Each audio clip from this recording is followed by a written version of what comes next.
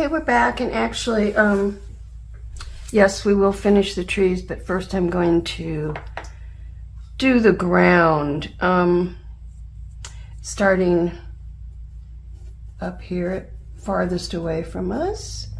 And gosh, I've got so many different greens out on my palette, but the green for the ground is going to be from a group of greens that are warmer than what we use for the trees. You know, pine trees generally are sort of a blue-green, but grass, which I guess is what this is often a warmer green. So that's what I've got here, and I'm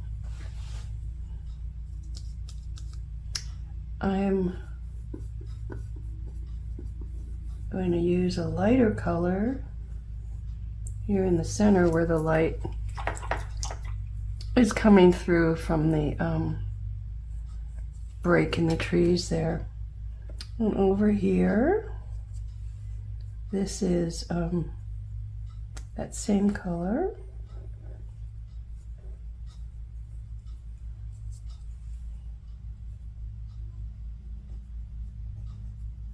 All right, now this is a little, I'm going to have to come back with another coat for that, I think. It's pretty wishy-washy looking. So this next area is actually a pond. And I'm going to add some white to one of the greens that I used in the pine trees and paint the pond with it.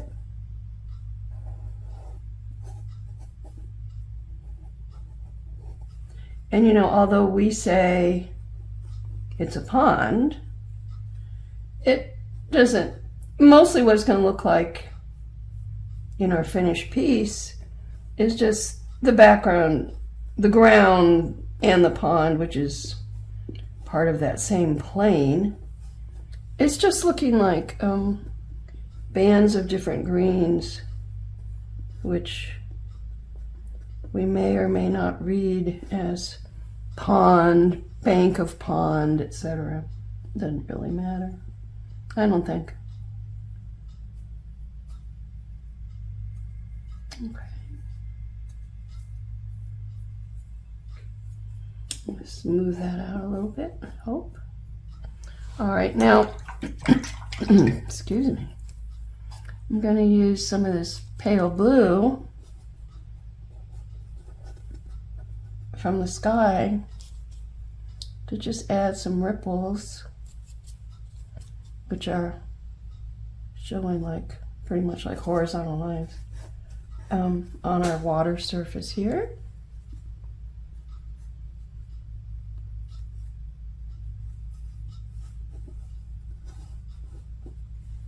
All right. And then back to the ground up here.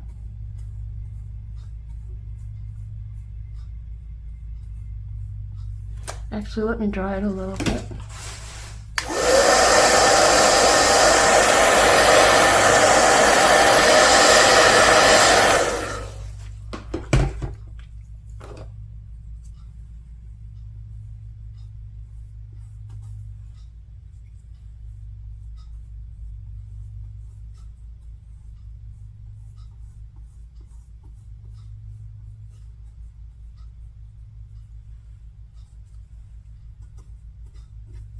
And you know, this maybe is an area where you would see a difference between these craft paints and an actual artist grade paint. In this case, this particular one, it doesn't look, I'm not getting a very solid coating, and that could be because the pigment is less.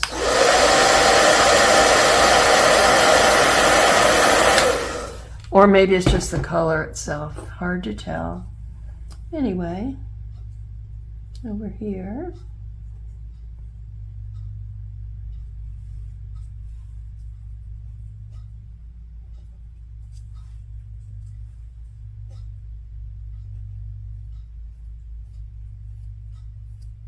Okay.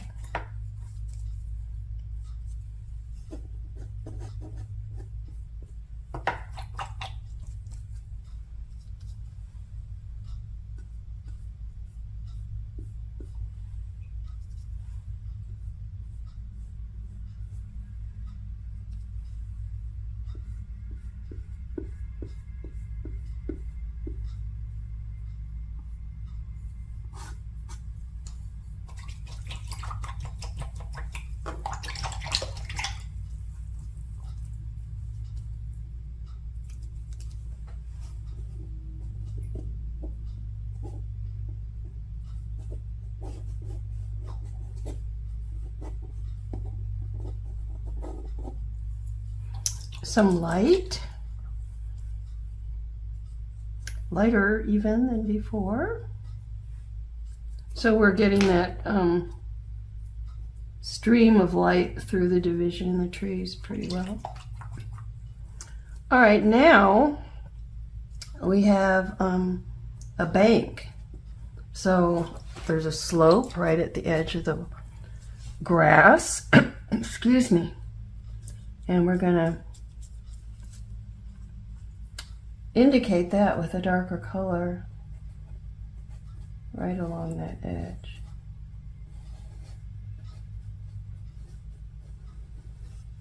Even where the light is coming through, because the light's not going to reach the front edge of the bank.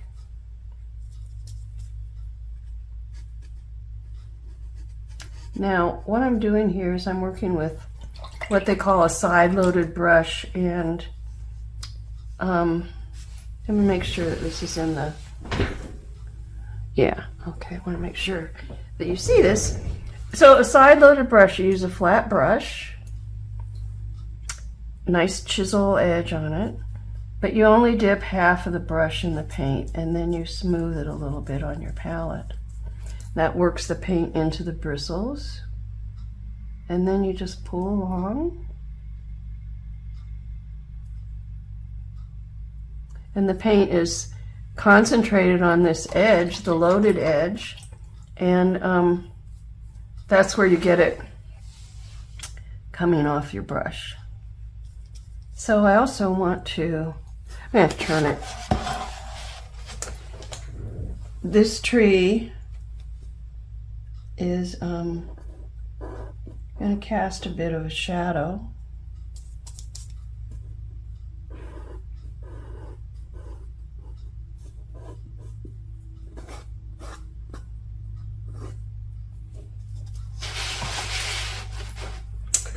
I guess these will too, because of the way the light is. Likewise, we lost some of our, I gotta dry it again, sorry.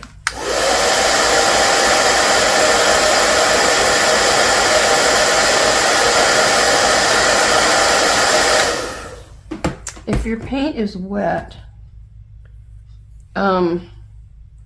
you're going to tend to lift it when you paint over it. All right. And I think I want to add an even darker shadow over here.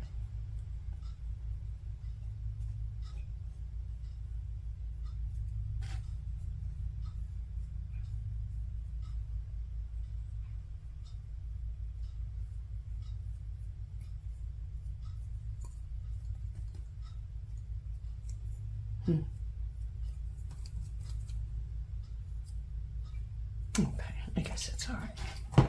Now, I think these greens are pretty dry over here, so the green tea that I put in, that's just the name of the color, it was real light when I put it in there, but then dried a little darker and kind of got lost. Try it again. And we want shadows of the pine trees in the water. I'm going to use the one of the darker colors I used for painting those trees, but not the darkest.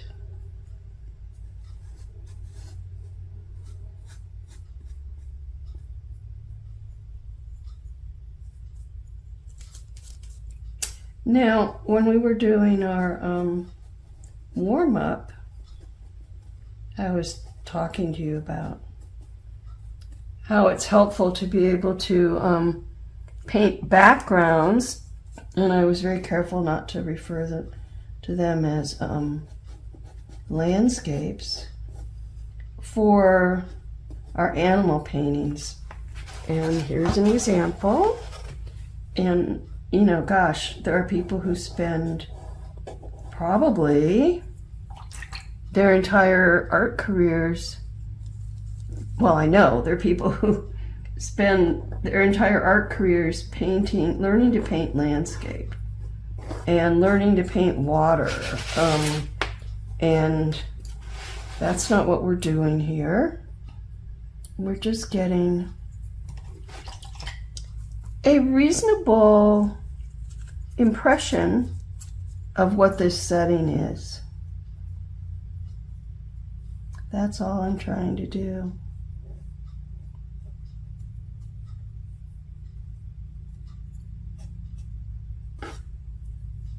That's not good. That's better.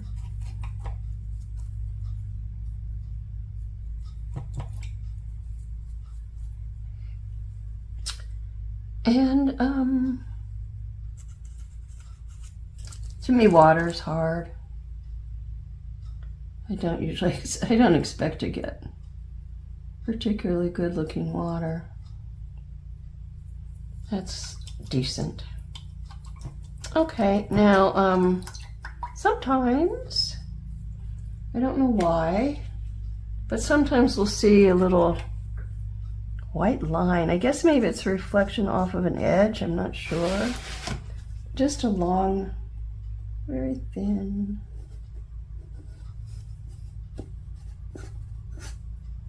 Along the edge here.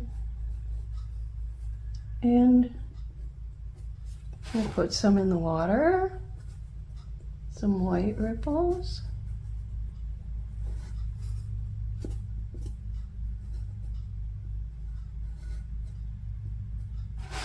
And you know, they're going to show more, I think, in the part, well, maybe not. I was going to say they're going to show more in the parts that aren't in shadow, but I don't think that's true because there's ripples all across the water, and as long as the sun or as the light can get to it, we're going to have reflections. Let's see.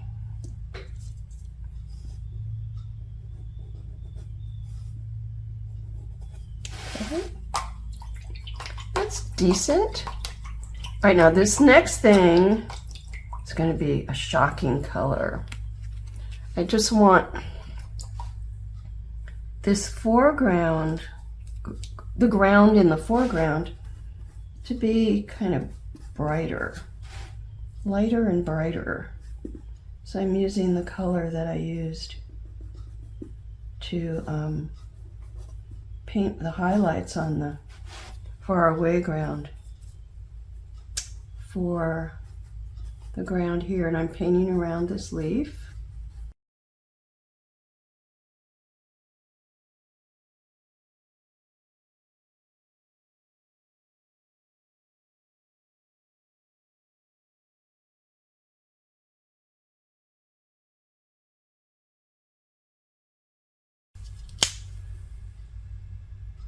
I have a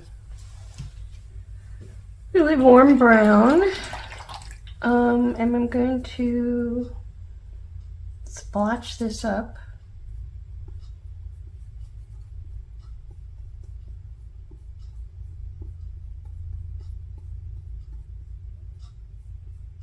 with this warm brown. This might suggest maybe some leaves that have fallen, some leaves that turn color and fallen over here.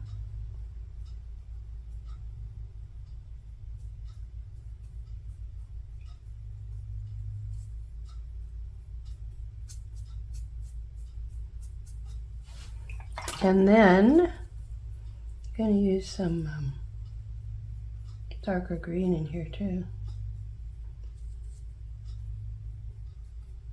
There's a painting stroke called scumbling.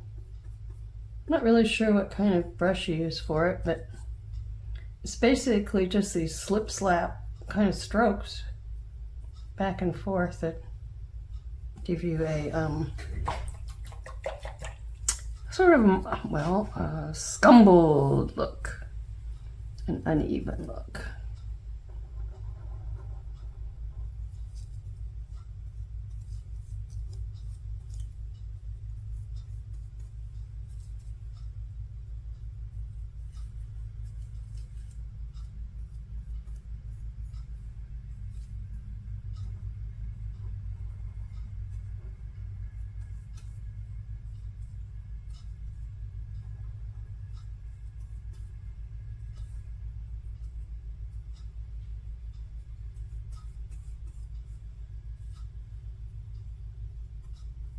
So there's our lighter, brighter green.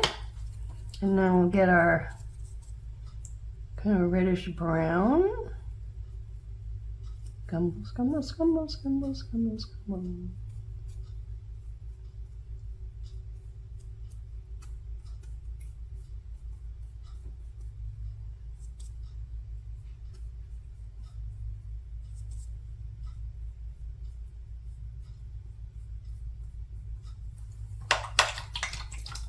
And then our kind of more medium green.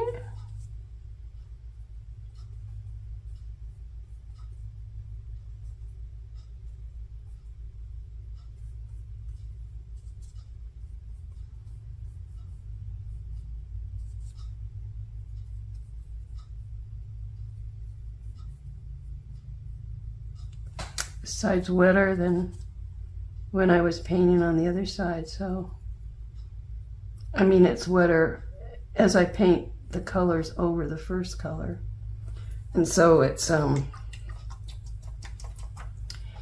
is blending more. I'm gonna put a little bit more of this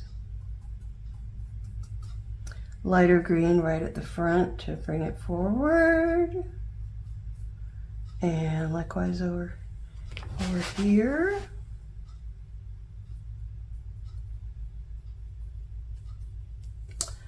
Then this, I don't know if it's really going to show, but we could try.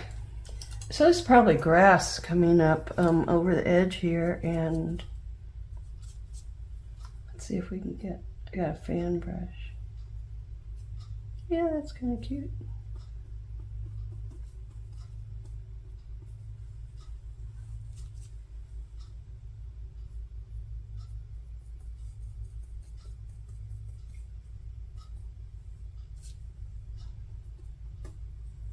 All right, and I think in the front, let me dry this. I'm going to use some of this honey brown, or this warm brown, and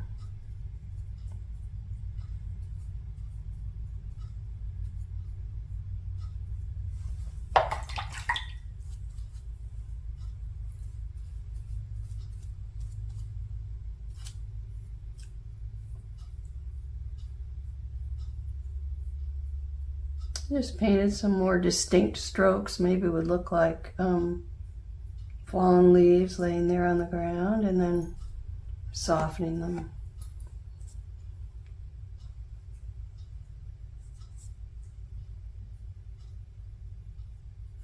All right.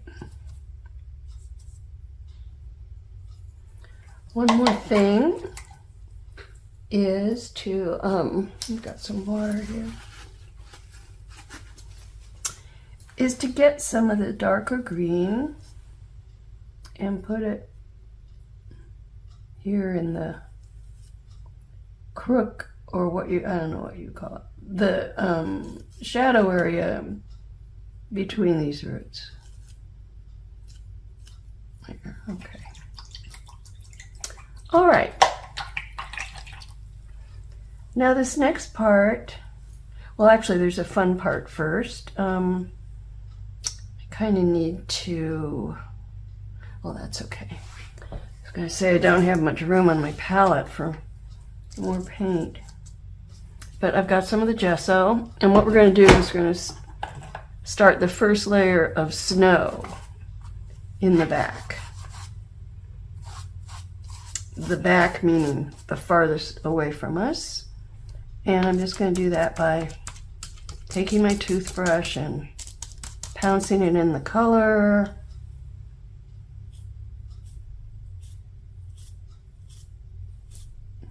And spattering.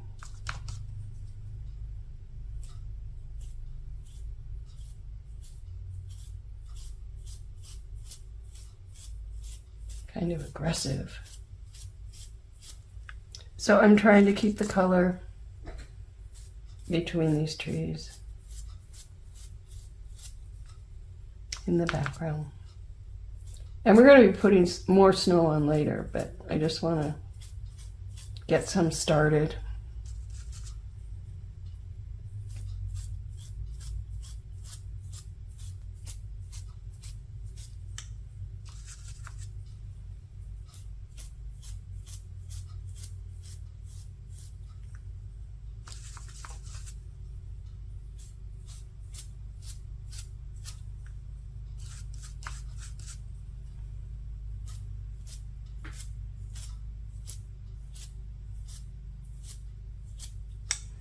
Put a little water in my brush. The more water you have in the paint, the more readily it comes off, and the bigger the spritzes are. You can see that probably now.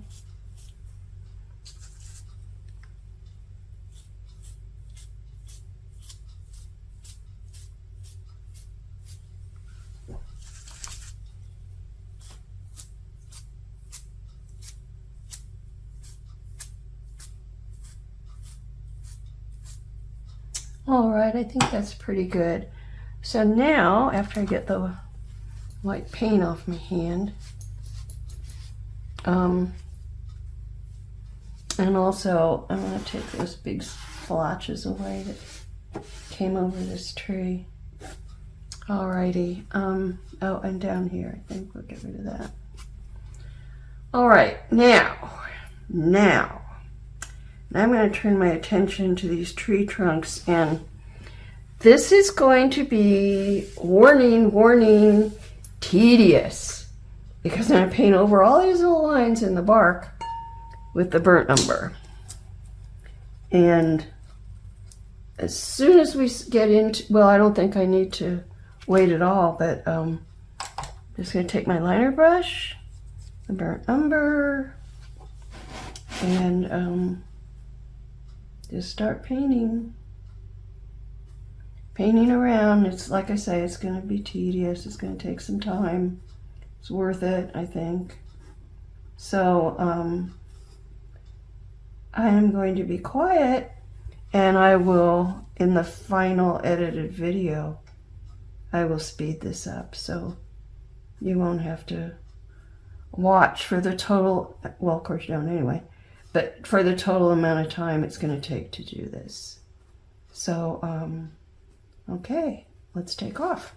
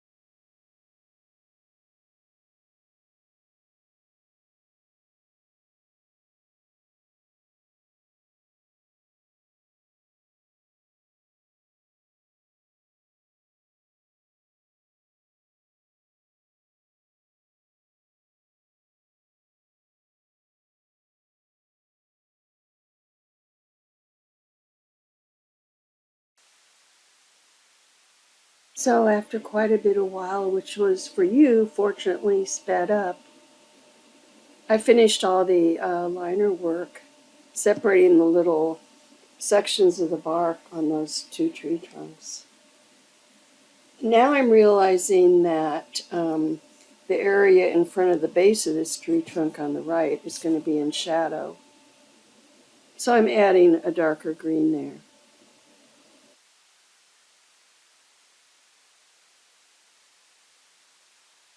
Now what I'm going to do is start deepening the color on those trunks. And I'm using a wide flat brush. I think I'm going to get a wider one, yeah. And I'm going to begin working with the burnt umber, which is the same color I used for doing the liner work. I'm just stroking back and forth. I'm trying to get a relatively even coat, but it doesn't have to be perfect. And the other thing I'm doing is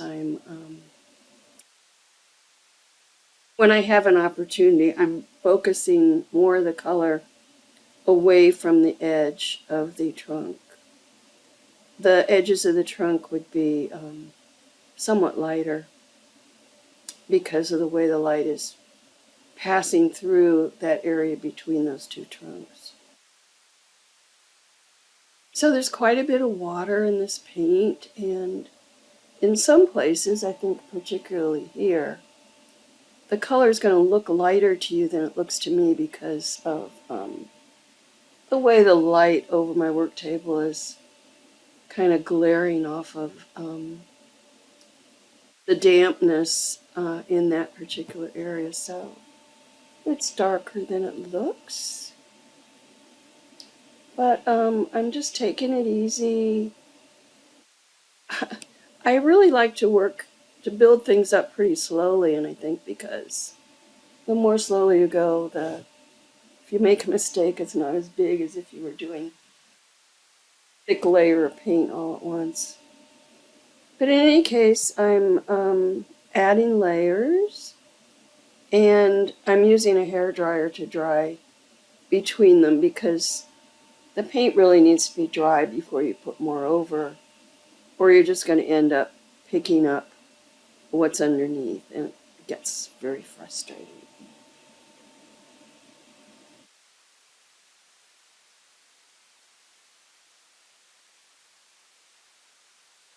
So it's going to take a couple of layers for me to get the depth I want here. It will happen. There we are, getting into that space where we see the glare from the lamp again, right there. Sorry about that. I guess I'll have to see if I can find a lamp that doesn't create quite that much glare. In any case, here we go, another layer.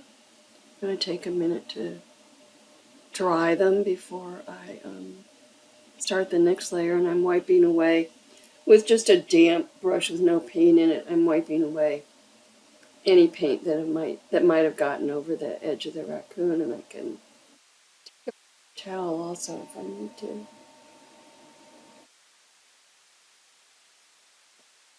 Taking the opportunity to deepen that shadow color on the ground. So maybe seeing some glare there also.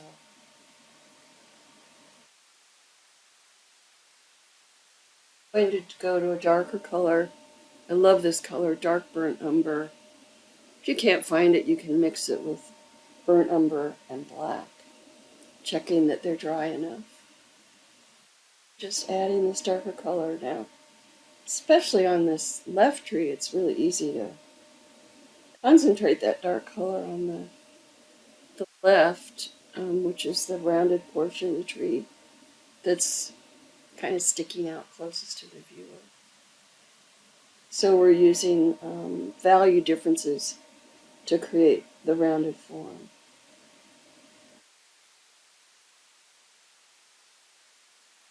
Got kind of a lot of the dark right there. Just keep working it. The more water you have on your brush, and I have a fair amount here because it's a wash. The longer you have to move your paint around before it dries. Now I'm adding some brown down there in the shadow. Just kind of tone it down.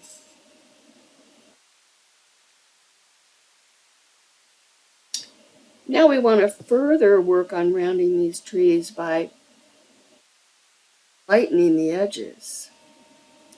And I'm bringing out two light brown colors fairly similar to each other, but one is lighter than the other.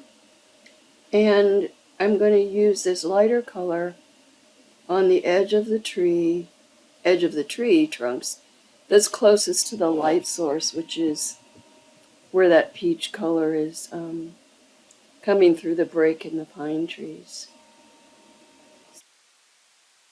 Wipe the lighter color over the area, but then I can also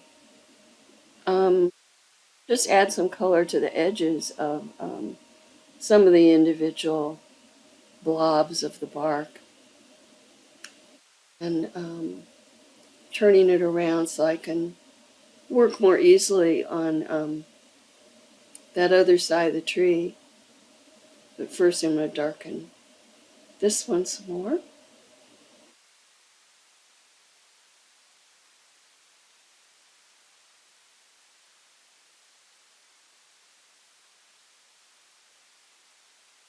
Now we go back over to this other side. I'm using the slightly darker light color because that edge is a little further away from the light source, so maybe it's not going to, don't need much.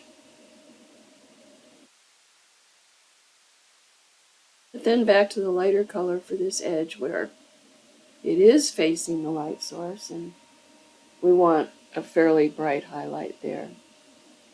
And you know, a lot of this stuff is maybe not so realistic because it is snowing. The snow is going to diffuse the light. But, you know, this is painting, so we use our artistic license whenever we feel like it. I like to make sure these tree trunks look nice and round.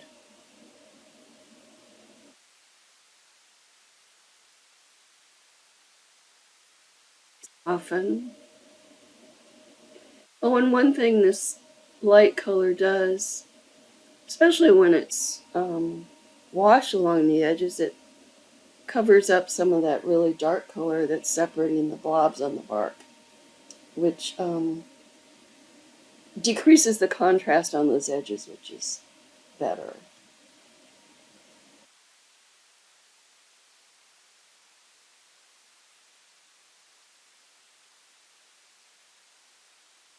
So now let's put some more snow on. We've got our gesso back out, our toothbrush, and just more spritzing.